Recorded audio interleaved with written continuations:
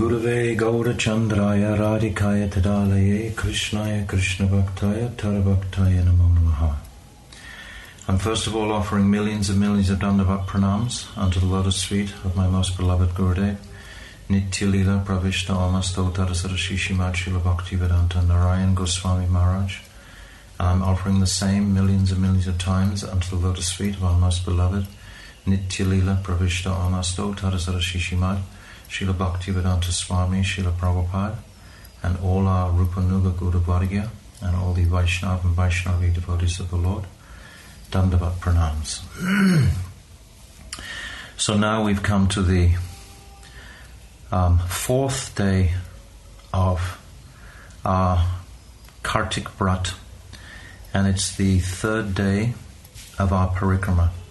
First day we went to Kaliyadaha, and yesterday we went to Madhuvan and Dhruvatila and Talavan, and we looked at Kamudavan. But today we have a very rasic journey. Today we're very, very local to Gopinath Bhavan, and we're just going to be literally circumambulating Gopinath Bhavan. Gopinath Bhavan is in a very powerful place within the area of Seva-kunja. We're going to go to Imlitala, and then Seva-kunja, and then Radha-Damodara, and then Sringaravat. So this will be circumambulating our Gopinath Bhavan. We are so fortunate that Gurudev arranged, through the hard efforts of our beloved dear friend Gopinath Prabhu, to acquire this incredible property right next to Imlitala, to house and host many, many parikramas and all the devotees on so many different occasions. So this beautiful bhavan, this beautiful temple, is looked after by Gopinath Prabhu and his dear wife Tunga Vidya Didi, and the devotees are all performing their brat, coming out of this place. Every day the devotees are taking their prasadam there, etc.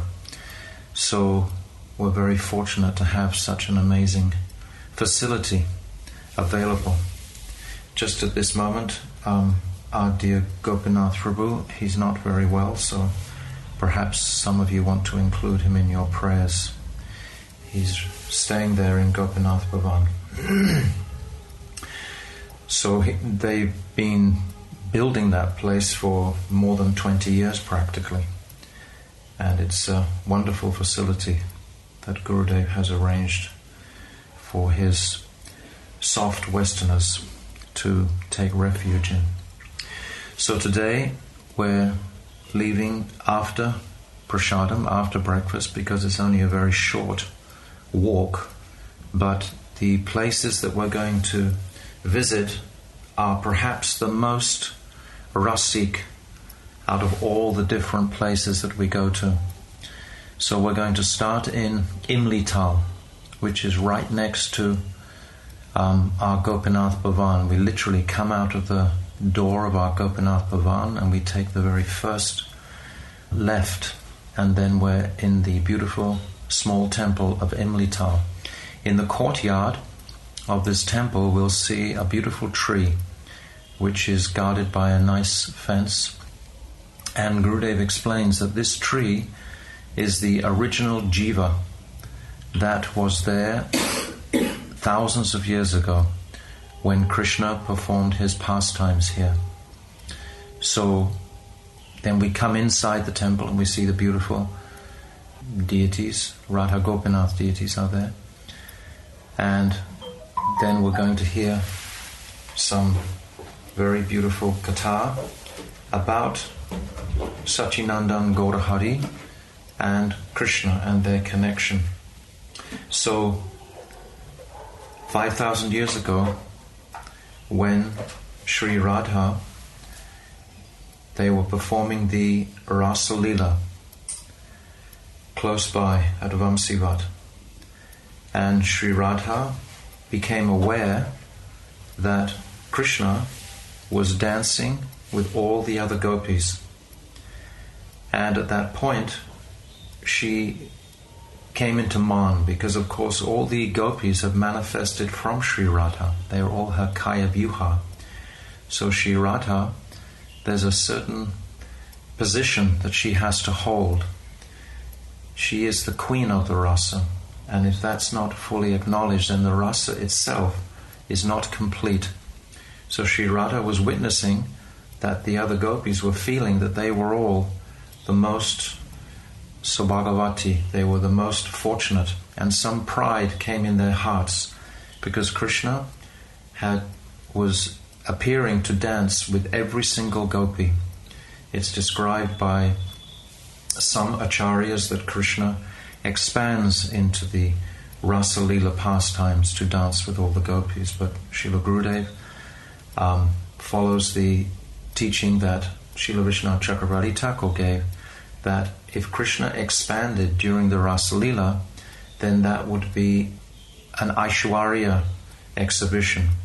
So this is not the case. In fact, Krishna, he goes around at such lightning speed that he appears to be with each gopi, even though he's moving from one to the other incredibly rapidly. And it's described like if you light the end of a rope and it's glowing, and then you spin that rope around, it looks like a complete circle of fire, but it's only coming from one point. So this is the case during this Rasa Leela, that Krishna was passing from one gopi to the next gopi. So Sri Radha, she was the only one who became aware of this, and when she saw this, she came into Man, and she left the Rasa Leela. And as soon as she left, of course, Krishna, who his life and soul is just Sri Radha, as soon as she left, then everything became depleted for Krishna, and he had to follow her to pacify her man. So at that time he followed Sri Radha, and he found her in a kunja at Shringaravat, where we're going to visit today at the end. And there he decorated her very beautifully and pacified her man. And then they were walking together through the beautiful forests. Krishna had a plan in mind. This was all mystically arranged by Yogamaya, because amongst all the gopis there are different groups. We have the Swapaks, the Vipaks, the Sarit, and the Tatashta gopis, and they all very strongly aligned with their own group leaders, etc. So there's some competition between the gopis. It's not an entirely harmonious group, even though they're all dancing with Krishna, but still there are these different groups. So Krishna wanted to harmonize all the groups, wanted them to come all together, and all together appreciate the speciality of Sri Radha. If all the groups fully, the Vipaksh and the Tatashta in particular, appreciated that Sri Radha is in fact the most central figure to be adored during this Rasa Leela, then Krishna would feel fulfilled in dancing that remarkable pastime there. So in order to do this, this Yogamaya was arranging this chain of events to happen. So when Krishna and Radha were wandering through the forest, of course at that time, as we know, the gopis was totally distraught and were frantically searching for Krishna throughout the forest, deep into the forest. In the deepest separation, they were lamenting greatly that Krishna had suddenly left them. Krishna had been embracing them, kissing them, dancing with them, and all of a sudden he had just vanished and left them. So all the gopis were intensely distraught. But meanwhile, Radha and Krishna were wandering through the forest, and Krishna knew at one point that actually the gopis, the other gopis, they were coming close by, and they were probably going to discover them. And Krishna was thinking to himself, if the gopis all find me with Radha, they're going to condemn me or Radha for this situation. They're going to feel some jealousy that Radha, Anaya Radhito Nunam Bhagavan Hare Ishvara, it's described in the 10th canto how the gopis are understanding that Krishna has left and one lover, one special lover, has captured his attention and taken him away. So there would be some discord there. So Krishna wanted to arrange that the gopis find just Radha. So he says to Radha at one point, after he's decorated her hair, etc., and they're walking through very beautiful love talks between them. And then at one point Krishna asks Radha, do you want to go to a flower bed and rest, or do you want to keep walking through the forest? And at this time, Srila Vishnu Chakravarti Thakur describes that Radha's mood previously has been what is called Swadhina Bhartika, that she's the controlling lover. And Krishna has taken the mood of a submissive lover, this Dakshin Bhav. But when Radha responds to Krishna's question about whether to go to a flower bed or keep on walking, she suddenly comes from that mood of Swadhina Bhartika into a mood of Dakshin, which is the same as Krishna, a submissive mood. And she says to Krishna, I don't mind where we go. I'm tired now. I don't care whether we go to a flower bed or whether we keep on walking. All of a sudden she'd become compliant. So Srila Vishnu Chakravarti Thakur describes that when the rasas are the same, then there's no real waves on the lake of the Staibhav. When the rasas are contradictory, this makes beautiful waves of contradiction on the lake of the Staibhav. So all of a sudden Radha had come into the same mood as Krishna in Dakshin Bhav. So the height of the exchange was not so intense as it had been previously. So then Krishna spoke to Sri Radha and said, well, sit on my shoulder and I'll carry you. So Radha, she went to sit on Krishna's shoulder, but Krishna disappeared. And Radha's height of separation completely devastated her, and she practically lost consciousness in her mood of separation. And it was at this time that all the other gopis, they came and they found Sri Radha in this intensely high mood of separation from Krishna.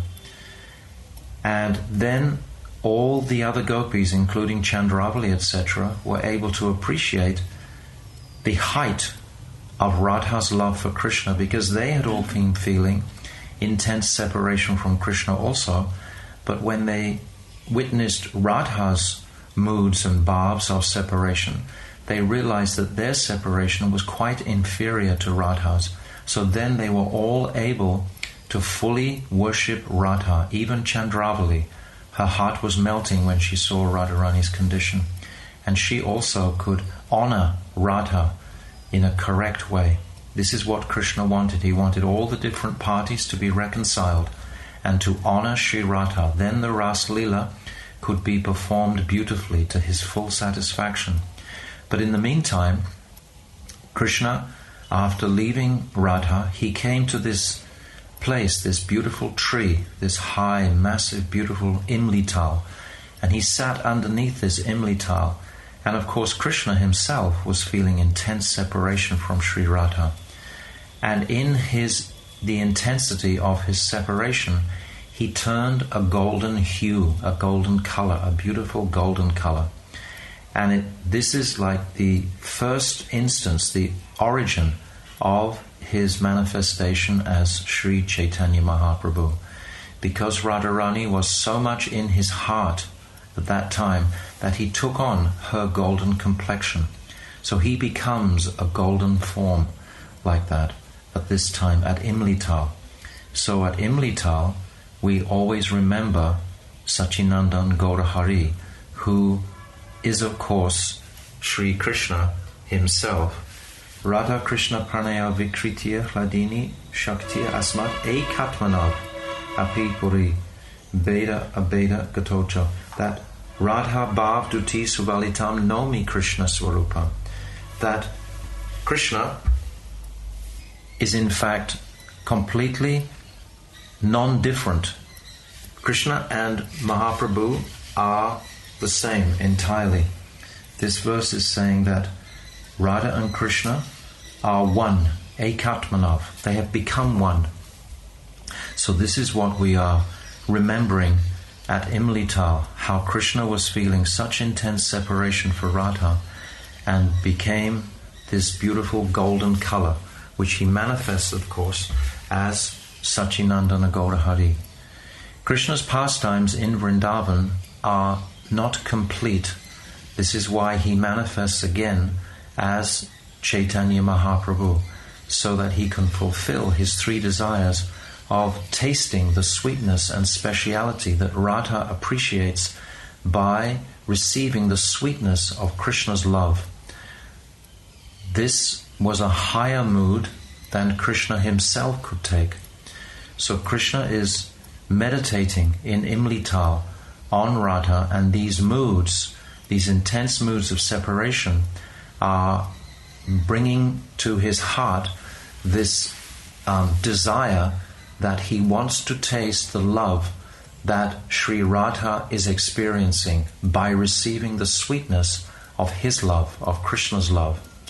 And we spoke the other day about Srila Bhakti Pragyan Keshav Maharaj's beautiful Tattvastakam, this Radha Binod Bihari Tattvastakam.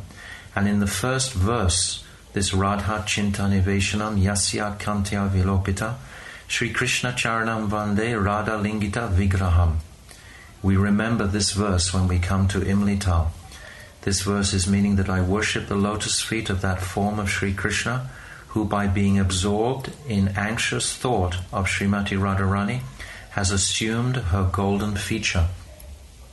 So this is our remembrance at this magnificent parikrama place of Imlitala that we are remembering intensely, the speciality of Krishna and his manifestation as Sri Chaitanya Mahaprabhu. Without the mercy of Sri Chaitanya Mahaprabhu, none of us could begin to understand Radha Tattva or the moods of Radha. Everything has been gifted completely by Sachinandana Gaurahari to the conditioned souls at this particular time.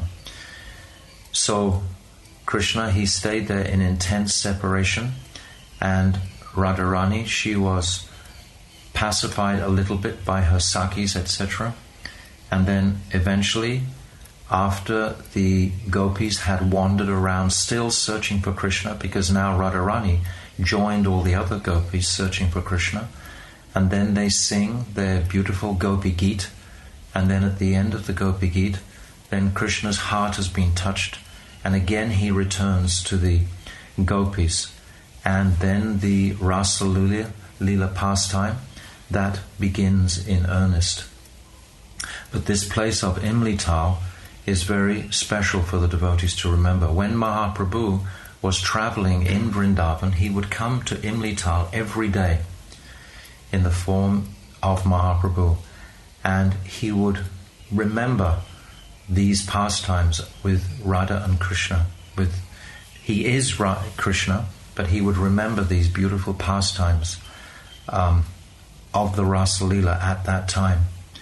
So Mahaprabhu, these three desires were coming in his heart, that he wanted to relish or understand the beauty, the height, the greatness of Radha's love for him. And he wanted to experience the sweet qualities that are within Radha. And he wanted to experience the sweetness and happiness that Radha was relishing by receiving his love. So these three desires, Shri Radhaya Pranaya Mahima Kidrisho Vanaiva Swadyena Advuta Madhurima Kidrisho Vamadiya Sokyam Kasyam Mad Anubhavita Kidrisham Vetilovad Tadbhavadya Samajani Sachigarabo Sindhu Harindu.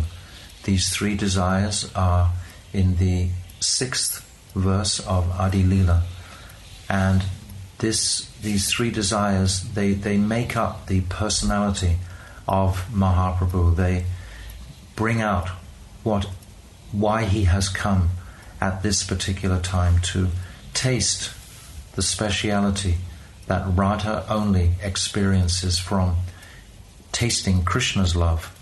Mahaprabhu is described like being sugar, Gurudev would describe. And how can sugar taste itself? The sugar has to become the taster, the ashraya. So Mahaprabhu, he becomes the ashraya in the form of taking the bhav and kanti of Sri Radha in order to taste himself. Mahaprabhu is always calling out Krishna, Krishna. He takes the very intrinsic moods of Sri Radha. So this is the mood of Sachinanda and Gaurahari. And this place of Imlitala, this is the origin of the form of Sachinandan. And this pastime is what transpired after the Rasa Leela had first begun. So we're very happy to be remembering this pastime at Imlitala. And the devotees, we discuss many aspects of this. I've just touched a few hints, but the descriptions can go on endlessly. But during our parikrama, we never have so much time to describe things in such depth. But during this opportunity to speak the parikrama, then I can go a little more depth about that. So I've described more of the reasons for Krishna's coming here after he left Sri Radha, to reconcile the different groups of the gopis. The gopis are in so many different groups besides those 4 specific groups. The gopis, Rupa Goswami, as we'll hear when we go to Radha-Damodara today, has explained extensively about the different moods within the gopis, and there are thousands and thousands, hundreds of thousands of different moods that the gopis manifest in order to please Krishna. So Mahaprabhu is immersed in this mood of wanting to taste and experience all these divine moods from the perspective of Sri Radha. So this is the tattva, the siddhanta that we hear when we come to Imlitala. So now we'll go to Seva-kunja, which is really very, very close by, just a very short distance away, and we'll take the dust there. So now we're offering our obeisances to the beautiful deities here and to Sachinanda and Gaurahari, and remembering this pastime that was performed. So Sachinanda and Gaurahari ki jai, Imlitala ki jai, Gaur Premanandi, Hari Hari Bol. So now we've wound our way through the narrow streets with our parikrama party, and we've come to the gates of Seva-kunja, which is packed with monkeys. There are more monkeys in this area, it seems, than any other area. But why is this place in particular called Seva-kunja? It's called Seva-kunja because this is where Krishna himself performed seva to Sri Radhaji. This is where he came and pacified her man, and he gave his peacock feather and flute at Sri Radha's lotus feet. And in the center of this Seva-kunja forest area is a beautiful painting with Krishna offering his flute and peacock feather at the feet of Sri Radhaji. So this is why Seva-kunja has its name. There are 3 principal yog pits in Braj. Yog pit is the meeting place. Yog, the meeting place. Pit is place, so yog is meeting. So the first meeting of Krishna and all the Sakis and Manjaris, etc., is in a place called Gupta Kund, which is just behind Vrindakund near Nandagaon. And every morning that beautiful arati ceremony is performed in an aprakat mood. In fact, all the gopis, they come, and Krishna and Radha are sitting on the center of a lotus, and all the other Sakis are around, and there's an incredibly beautiful arati ceremony of meeting with Krishna. It's the first time during the day that they all meet together. And then the second yog pit is in Radha Kund at midday.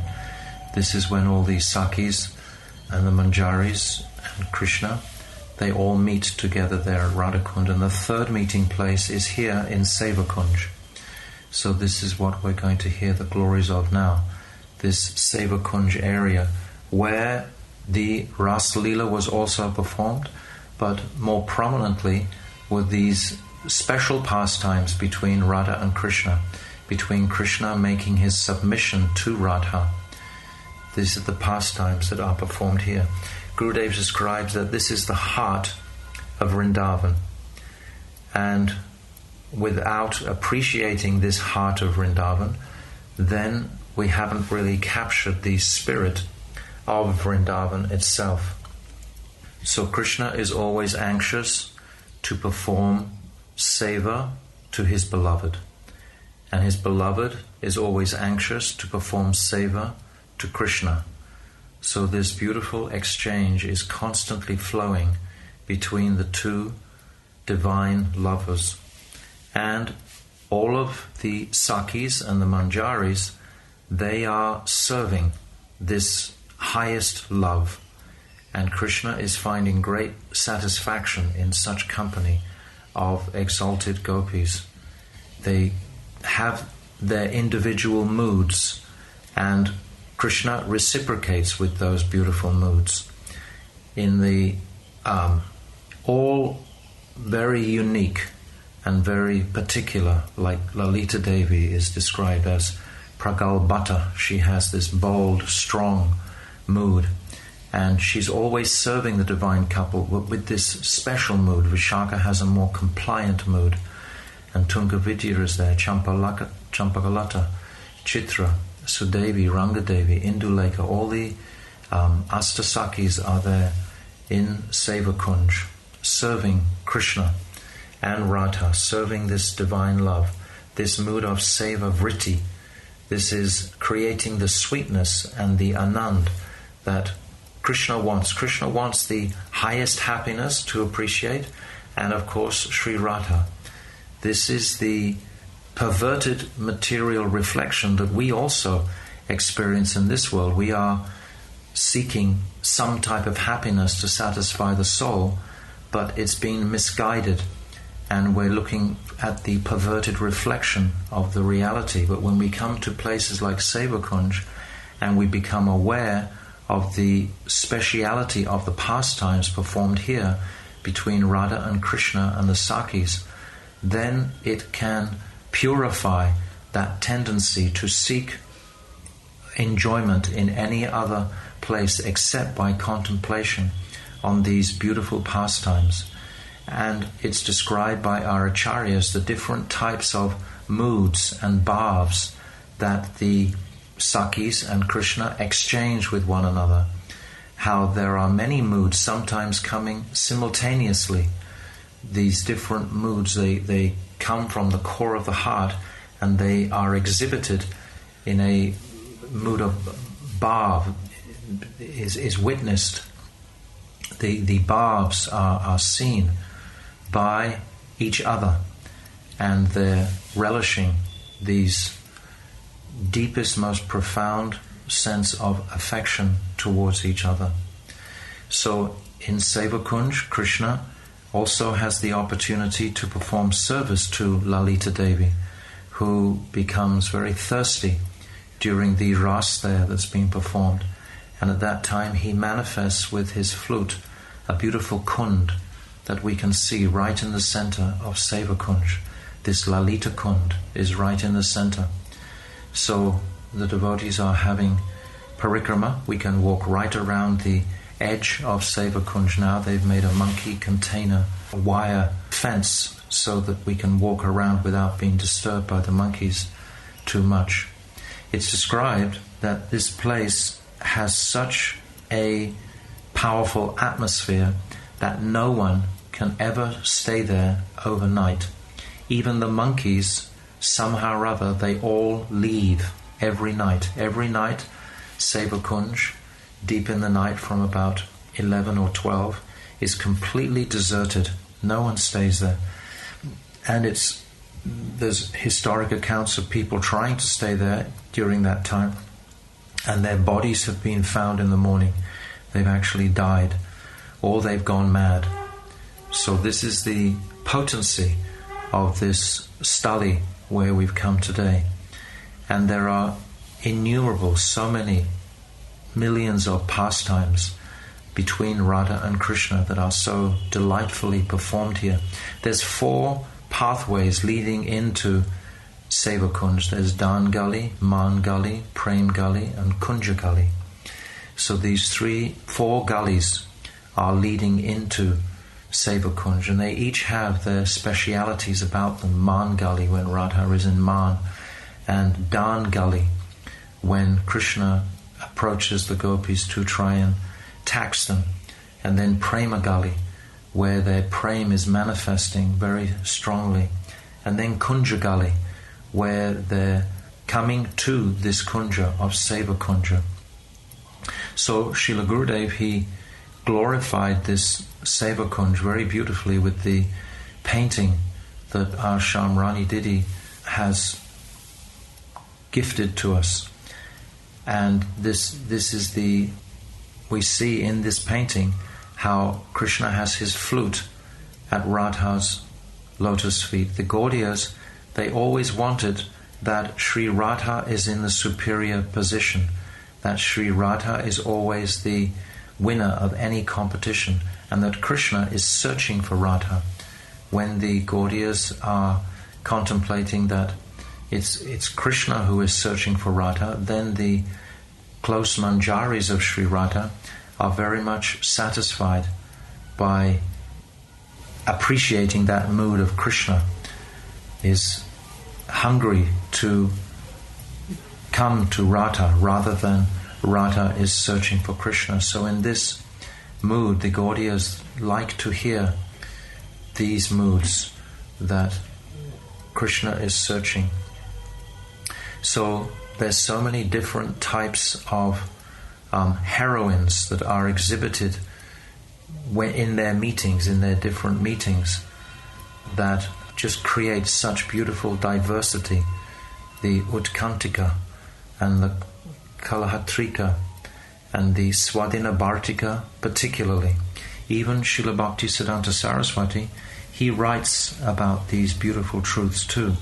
Not extensively, but in a somewhat confidential way. But without hearing about these truths, without hearing about the speciality of the meeting between Radha and Krishna, then how can any separation mood come in the sadhak's heart towards the divine couple? Because for us as sadhaks, it's the separation mood from them that is fueling our enthusiasm. We don't often have that, but we don't have that opportunity of Milan, of course, of meeting, unless we're on the Siddha platform. So for the sadhak, he's always enthusiastic to hear about the meeting, but for the sadhak himself, he's always in a mood of separation. And we're also considering the separation moods between Radha and Krishna. So this is something of Seva-kunja that I've described a little bit today. So now we can take the dust from this remarkable kunja, this Seva-kunja, and we're going to proceed to the Radha-Damodara temple, which is very close by. So, Seva-kunja ki jai, Srila Gurudev ki jai, Gol Premanandi, Hari Hari Bol. So now we're making our way from Seva-kunja down the small gully to Radha-Damodara Mandir. This Radha-Damodara Mandir is most special because this is the Bhajan Kutia of Rupa Goswami Pad, and also the Samadhi is here of Jiva Goswami and Srila Krishna's Kaviraj. There are many, many Samadhis here, and also our beloved Gurudev has his Samadhi, his Pushpa Samadhi is directly in front of Jiva Goswami. So this is such a sanctified, special place. And also, of course, the rooms of our beloved Bhaktivedanta Swami Prabhupada, when he was planning his visit to the West, when he was planning to come to the West, he had his rooms here, and he would every day gaze through his window into the courtyard of Rupa Goswami. And there's many memories that he shares about that, gazing through the window and being inspired by Rupa Goswami. And each day, Prabhupada in the night, he would sweep this courtyard of Rupa Goswami. So we come here regularly on the Tirobhav of Rupa Goswami every year, which is in mid-late August, around the 20th of August, just a day after the Julan Yatra begins. We would always come here with Srila Gurudev. Gurudev would hold this 4 or 5 day Viraha Mahotsav, this ceremony of separation in glorification of Rupa Goswami. Rupa Goswami is the head of our Rupanuga line. We are all following in his footsteps, and of course Rupa Goswami, as Rupa Manjari, is the leader of all the Manjaris in Krishna's Leela. So we are so much indebted to Rupa Goswami for opening out all the teachings and instructions of Sachinandan Gaurahari. Chaitanya Mahaprabhu himself, he's only given us these 8 verses of Shikshastakam, but by the mercy of Srila Rupa Goswami, who was blessed with the benediction of being able to understand the separation withstand these separation moods that he felt in his heart, and be able to write and speak about these divine topics of rasa. Prior to Rupa Goswami, prior to his writings, bhakti, Shuddha Bhakti was described, but Rupa Goswami, he has established Bhakti Ras on the teachings and moods of Sriman Mahaprabhu. So it's this Bhakti Ras that Rupa Goswami has gifted to the world, and he was able to do it because he was benedicted to withstand this separation mood. Ramananda Rai or Swarup Damodar, they could not, or even Shukadev Goswami could only speak a limited amount. Sukadev Goswami couldn't even mention the name of Sri Radha without going into days of ecstasy. So he didn't mention the name of Sri Radha in the whole Bhagavatam for that reason. But Rupa Goswami, he's benedicted to be able to withstand that separation mood and speak about these rasic topics. So Srila Gurudev would always sit in the courtyard between the Rupa Goswami's Samadhi and his Bhajan Kutia, and we would gather around, and he would always, every year, speak one particular verse in glorification of Rupa Goswami. Many verses he would speak, but one in particular, always, this Priya Swarupe, Dayata Swarupe, Prema Swarupe, Sahajabi Rupe, Nijana Rupe, Prabhu Eka Rupe, Tadana Rupe, Swavilasa Rupe. And this translation is that indeed Srila Rupa Goswami, whose dear friend was Swarup Damodar, was the exact replica of Sri Chaitanya Mahaprabhu. And he was very, very dear to the Lord, being the embodiment of Sri Chaitanya Mahaprabhu's ecstatic love, Rupa Goswami was naturally very beautiful, and he very carefully followed the principles enunciated by the Lord. And he was a competent person and explain properly the pastimes of Lord Krishna. Sri Chaitanya expanded his mercy to Srila Rupa Goswami, just so he could render this service by writing these transcendental literatures. So we also sing this beautiful kirtan there, Yan Kali Rupa Sarira Nadarata, Tan Braja Prema Mahanidi Kutarika, Kon Kapata Ughadata, that had Rupa Goswami not appeared in this age of Kali, who would have opened the doors to the great treasure house of Braja Prem?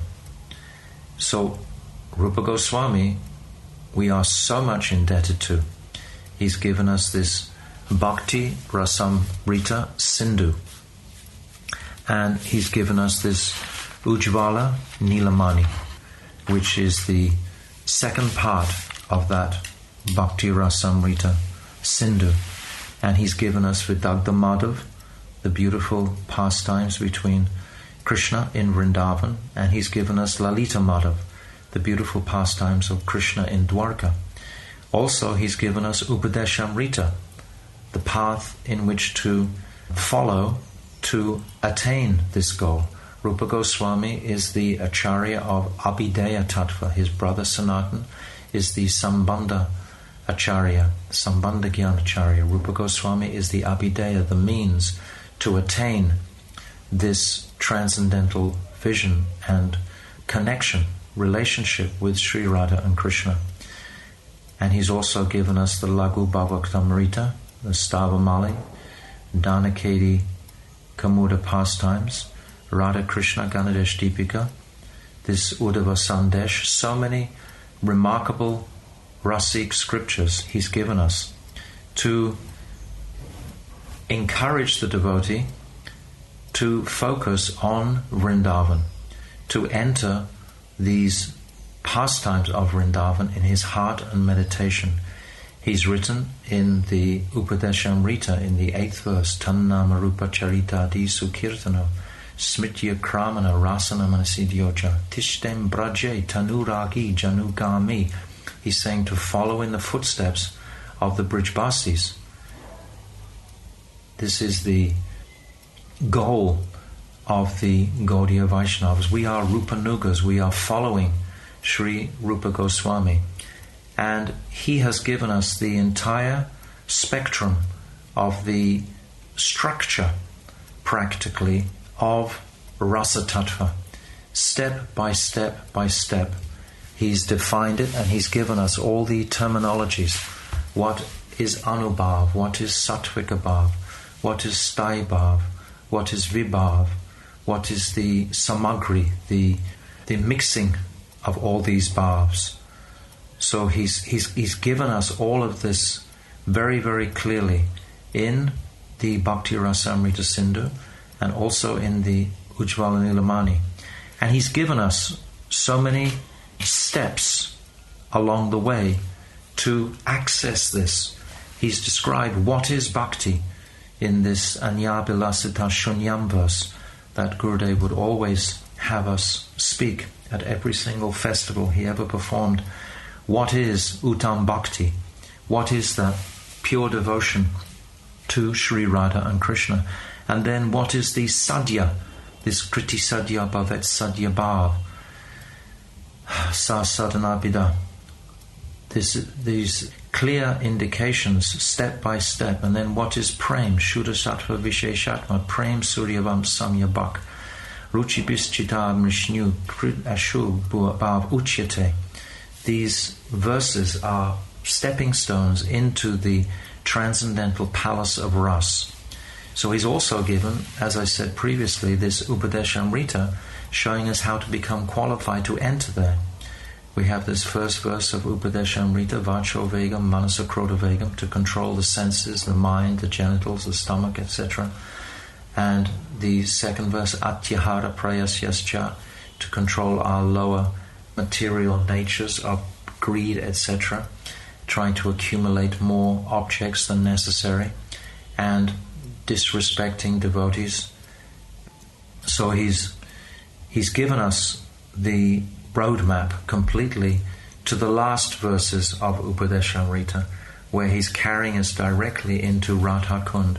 So no other acharya has given these truths in such a digestible format as Rupa Goswami. He has set this bhakti ras on the map for the next 10,000 years for those devotees who find the enthusiasm to actually hear about these topics. He's written Krishna Bhakti Rasa Bhavitamati Kriyatam Yatita Labhyate Tatra Lolyam Api Mulyam Ekalam Janma Koti Sukritiyana Labhyate.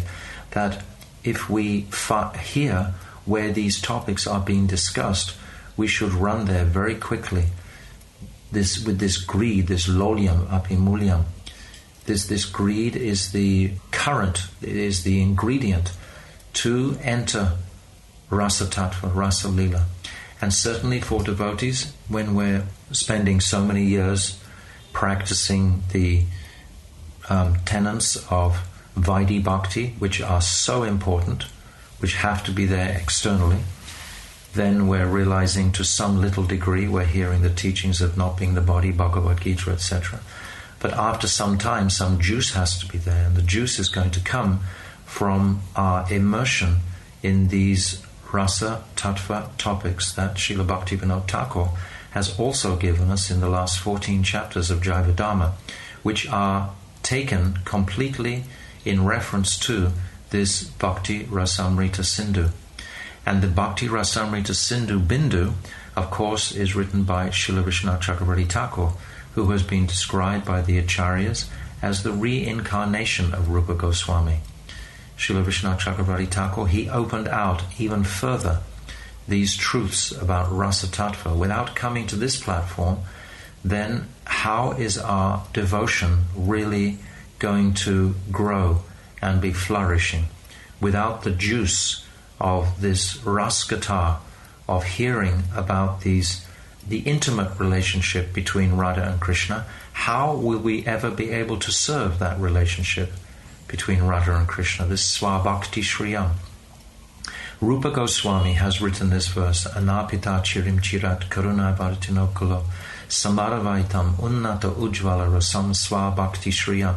He wrote this verse in Vidagdha Madhav, and Srila Krishna's Kaviraj, he glorifies Rupa Goswami by quoting this verse in his Chaitanya Charitamrita a number of times.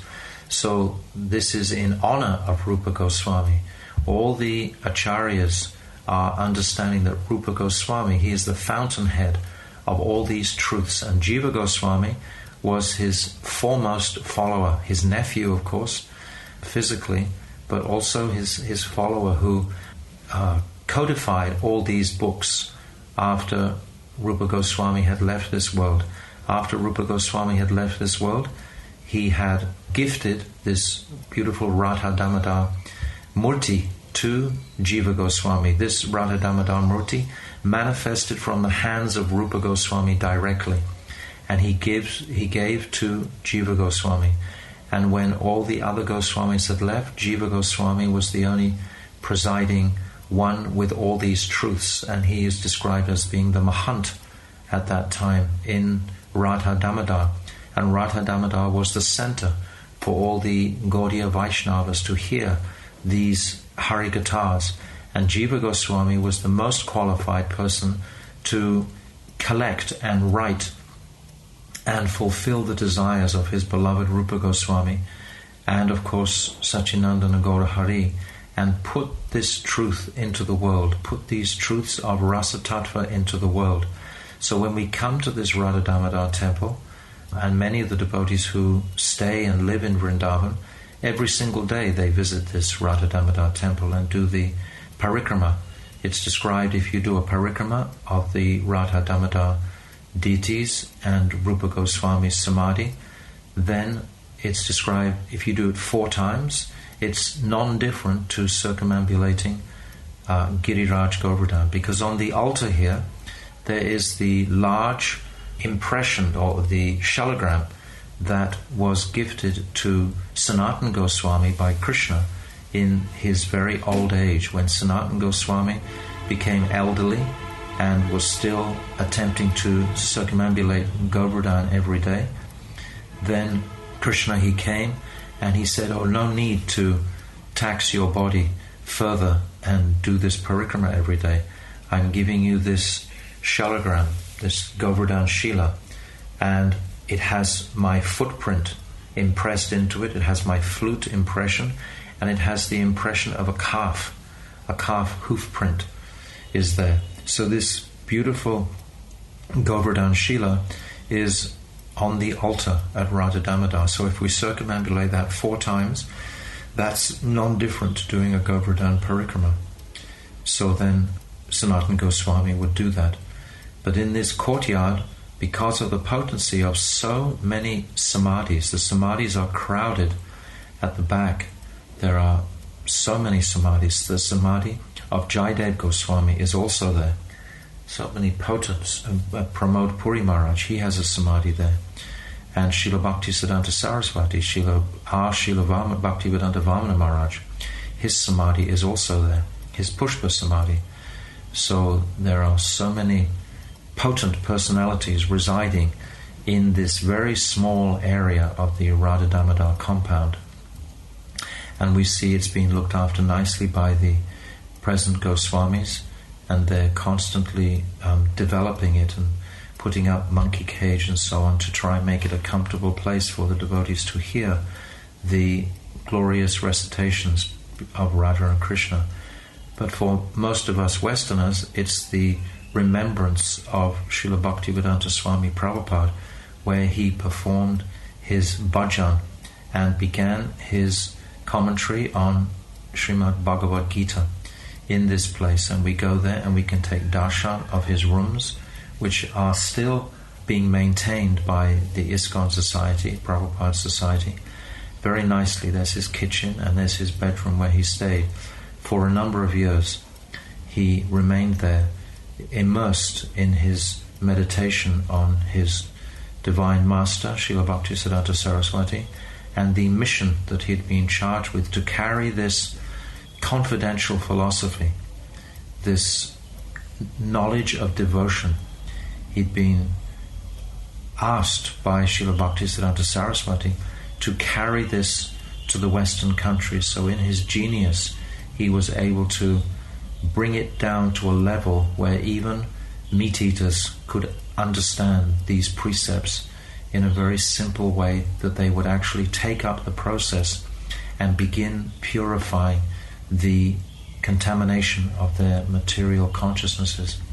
So we're very indebted to, of course, Srila Bhaktivedanta Swami, Srila Prabhupada. And when Gurudev would come here, he used to describe how before Bhaktivedanta Swami Prabhupada went to the West, he would sit here in the courtyard with Prabhupada, and together they would make rotis. It was, Gurudev would describe how Prabhupada would roll the rotis, and then my Gurudev, Bhaktivedanta Narayan Maharaj, he would put the rotis on the fire and cook them. So together they had a very beautiful relationship in this compound place. So we're remembering so many potent pastimes are here for our meditation today. So we've come from Imlitala, which is principally glorifying the origin of Chaitanya Mahaprabhu. And then we've come to the very heart of Vrindavan, which is Seva-kunja. And we've understood how Krishna was serving Sri Radha here in such a submissive mood. And Radha was exhibiting her Swadhina Bhartika mood of controlling her lover in this place of Seva-kunja, and these divine pastimes between the couple. And then we've come to Radha-Damodara, where all of these truths were manifested for the people of this world through the mouthpiece and pen of Rupa Goswami. He produced all these writings for us to see what is the nature of this devotion that we are taking up with our lives to try to appreciate the speciality of the love between Radha and Krishna and how to serve that love between the divine couple. This Swabhakti Shriyam, how to serve that love. So, of course, we serve that love through our service to Guru. So everything is dependent on our Guru Nishta. And through the mercy of Guru, he will bestow these truths within our hearts. We'll hear about these truths, and then Guru will make those truths a reality in our hearts. So today in particular, we're deeply remembering with great gratitude the mercy of our beloved Gurudev for introducing us to these phenomenal topics of Rasa Tattva in a very distinct way, in a very accessible way. Bhaktivedanta Swami Prabhupada, he gave everything in his books, but my Gurudev, he is highlighting so many aspects of those writings to bring what was the real heart of Bhaktivedanta Swami Prabhupada, which is to follow the heart of Rupa Goswami. And we can collect the mercy of Rupa Goswami today in this Radha-Damodara temple by taking shelter of his bhajan kutia, and his samadhi are here. We can say many prayers and stavas and stutis to invoke his mercy for our continued journey into this realm of rasa, because without picking up the focus and desire to enter into rasa tattva, then we haven't fully optimized our opportunities that we have been gifted. So we should pray in this courtyard of Radha-Damodara for the mercy of Jiva Goswami, for the mercy of all these personalities, Srila Krishnadas Kaviraj, for all these other personalities within the compound, that we will quickly enter wholeheartedly into these beautiful subject matters of Rasa Tattva. So now we're going to go to Sringaravat, where Krishna pacified Sri Radha, decorated her hair, and also Nityananda. It's also called Nityanandavat. It's called Sringaravat and Nityanandavat because Nityananda Prabhu, he resided there for some days. So our dear friend Srila Bhaktivedanta Tapasvi Maharaj, he's going to say some words about Sringaravat today. So our VRAJA-MANDAL PARIKRAMA after Sringaravat, then we'll just come back to the Jamuna pathway and go back to our Gopinath Mandir for our lunch prasadam. So taking the shelter of all the devotees and the Vaishnavis and begging for their mercy on this day, with great gratitude towards Gurudev for allowing us and bringing us to these most sacred places and describing them to us in such a clear, digestible way. We would have never have really appreciated these places without his teachings, without his showing us so many years, taking us there again and again to show us the heart of Vrindavan. So this really was the heart of Vrindavan where we have walked today and tried to appreciate all these esoteric truths which are contained there in the heart of Vrindavan. So Srila Gurudev ki jai, Srila Bhaktivedanta Swami, Srila Prabhupada ki jai, Shri Vrindavan Dham ki jai, Ananta Kota Vaishnava Vrinda ki jai, Gold Premanandi, Hari Hari Bol. Jai Shri Shri Guru and Gauranga. By the causeless mercy of the Vaishnavas, Mahaprabhu, Radha Krishna, we have come to this very special place, Sringaravat, also known as Nityanandavat. Here, Krishna pacified Srimati Radhika's man. The speciality of this place can be seen by a picture which is underneath the old banyan tree here. There is a very old banyan tree with a picture of Sri Krishna decorating This is the meaning of Sringara. Sringara means to decorate. So Krishna was decorating Srimati Radhika's hair, combing her hair, putting beautiful flowers in her hair, because Srimati Radhika was in man, means like jealous anger. How had this come about? When Krishna was 7 years old, at a time when at an age when he lifted Govardhan hill, at that age, this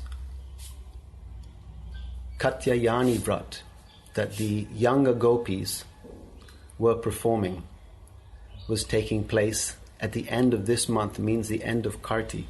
So the end of Kartik, the young unmarried gopis who were 6 years old, just teeny girls, they were worshipping goddess Katyayani to get her favor for a good husband.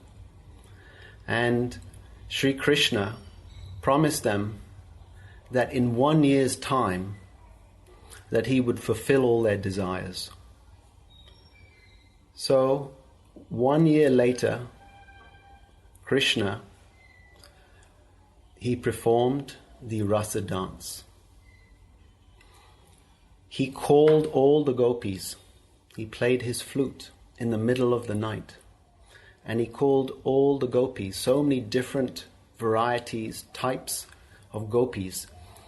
They all just dropped everything and went, because their heart had been captured by hearing his flute. Some gopis were not able to go because they had some contamination in their heart. They had still some attachment to their husbands, to their children.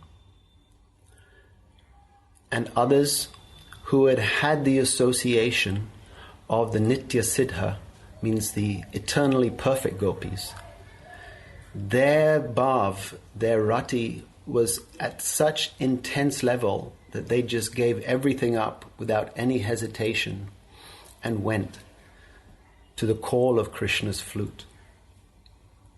When they arrived there, in the middle of the night, Krishna had asked them, "What are you doing here? Go back to Braj." And they were astounded. Is he joking with us? Is he being serious? He's called us here in the middle of the night with the flute, and now he's telling us to go back? And they remained silent. Krishna said, "I am God, and you should listen to what I say." And the gopis replied, "We have heard so many instructions from you. You are our Gurudev. So anybody knows that first we listen to our Gurudev and then we listen to God. So you have told us to come here, and now we're listening to our Gurudev, you, and we will be here." So then Krishna starts the rasa dance, beautiful dance, and Srimati Radhika is in the center of this mandal, of this circle. And each gopi is thinking, "Oh, Krishna is dancing with me." They develop this pride, it's called Sobhagya Mad, that this intoxicated pride, just as when the hero has been conquered by the heroine, there's this pride that comes. So they had thought to themselves, "Yes, I am the most fortunate gopi in the whole of Braj." Thinking in this way, they were dancing with Krishna. None of them could see that actually Krishna was dancing with each gopi and also Srimati Radhika. But Srimati Radhika, she saw that actually Krishna is dancing with each gopi. So then she developed this man, jealous anger, and immediately she left the rasa dance. Seeing that Srimati Radhika had left the dance, Krishna, he also followed her. Then the other gopis, seeing that Krishna had gone, they all started then to search for Sri Krishna. And some of the gopis, because they were Svapaksha, they were in the same gun, same group as Srimati Radhika, they were also searching for Krishna, but they were also searching for Radha as well. So they were searching and losing hope of finding them, of finding Krishna. Eventually they saw one set of footprints, and they became hopeful.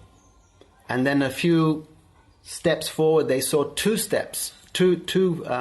footprints, two sets of footprints in the ground.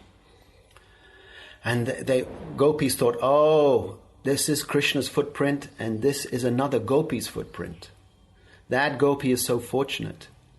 And of course the Svapaksha gopis, those of Radha's group, they knew actually this is Srimati Radhika's footprint. And then just a little bit further they saw there was only one set of footprints. And those set of footprints, the front toes had been deeply embedded into 1 inch into the ground, as if Krishna was going on his tiptoes. So actually Krishna had gone on his tiptoes, and he was picking the flowers, and he was decorating Srimati Radhika's hair. And this is Sringaravat, where this Leela took place. And Krishna was decorating Srimati Radhika to change her, this man. This man is also a seva, because Krishna cannot understand, oh, I cannot get past this man. So he also feels so much elevation, so much excitement within his heart, and that Srimati Radhika is serving in this way. And then Krishna said, oh, I can hear the gopis, they're coming. Let us leave this place. And Srimati Radhika, knowing that the gopis actually were also wanted to be with Krishna, this rasa dance, she said, no, I'm tired. But actually, she was really concerned about the gopis, that they also be with Krishna. Then Krishna said, okay, get on my shoulders if you're tired. And because Srimati Radhika was in Prem Vaichitya, means that her prem was at such a high level that even though she was with Krishna, she thought she was separated from Krishna. So she couldn't even see Krishna, and Krishna was saying, get on my shoulders. But then immediately Krishna disappeared, because he knew that if the gopis came and saw him with Srimati Radhika, they would develop some kind of jealousy. So he wanted to show the highest bhav that Srimati Radhika has, in that she is completely devoted, and this is shown by her deep feeling of separation. So when Krishna left, she was crying, and there is a famous verse, O Master, my lover, O dearest, where are you, where are you? Please, O mighty armed one, O friend, show yourself to this wretched maidservant of yours. So this verse Mahaprabhu would sing, and Madhavinda Puripad would also sing. And this shows the great separation, the great burning separation. Srila Gaura Govinda Maharaj described it like we have a coconut, and when that coconut, the husk, the outside hairs of the coconut is being burnt, the inside heat becomes very, very high intensity. So this heat, burning sensation of separation that Srimati Radhika feels. So then the gopis saw her, and she was lying unconscious on the ground, saying this verse, speaking these words. And they started to console her and say, please, come with us, come with us. And they went to the bank of the Jamuna, and they all started to sing Sankirtan together, calling for Sri Krishna. So this place is Singaravat, because the place where Krishna decorated Srimati Radhika's hair in that man. And also, as we said, Nityananda Vat. Because Nityananda Prabhu, he came here and he was in the mood of Baladev, and he was crying, asking the cows, asking the calves, where is Kanaya? Kanaya is another name for Krishna. Where is my Kanaya? And he would be crying and ask the Gopas, where is Kanaya? Where is Kanaya? Deep mood of separation, like Srimati Radhika, this deep mood. Where is my Kanaya? And so this aerial voice came and said, your Sachinandan Gaura Hari is in Nadia. He's waiting for you. So Nityananda Prabhu lived here for some time, and it is called Nityananda Vat for that reason. And the painting underneath this banyan tree of Sri Krishna decorating Srimati Radhika's hair. So now it's the end of our day, end of our Parikram day. We're going back to Gopinath Bhavan along the bank of the Jamuna for prasad. Gaura Premanandi Hari Hari Bol.